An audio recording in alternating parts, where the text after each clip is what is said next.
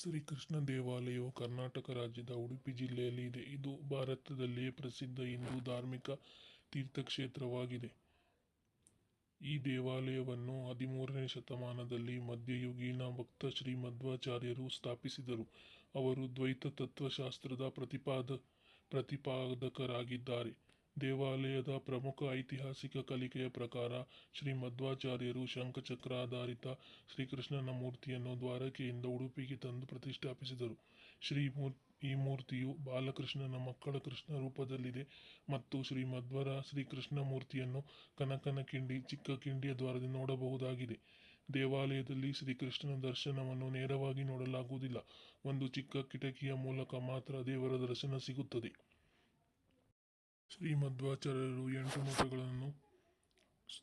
ಮಠಗಳನ್ನು ಸ್ಥಾಪಿಸಿದರು. ಪೇಜಾವರ, ಅದಮಾರು, ಪಲಿಮಾರು, ಕೃಷ್ಣಾಪುರ, ಶಿರೂರು, ಸೋದೆ, ಕಾಣಿಯೂರು ಮತ್ತು ಪುತ್ತಿಗೆ. ದೇವಾಲಯದಲ್ಲಿ ದೈನಂದಿನ ಪೂಜೆಗಳು ಶ್ರದ್ಧೆಯಿಂದ ನಡೆಯುತ್ತವೆ. ವಿಭಿನ್ನ ಮಠಗಳು ಕ್ರಮವಾಗಿ ದೇವರ ಸೇವೆ ಮಾಡುತ್ತಾರೆ. ಇದನ್ನು ಪರ್ಯಾಯ ಪದ್ಧತಿ ಎಂದು ಕರೆಯುತ್ತಾರೆ. ಪ್ರತಿ 2 ವರ್ಷಕ್ಕೊಮ್ಮೆ ನಡೆಯುತ್ತದೆ.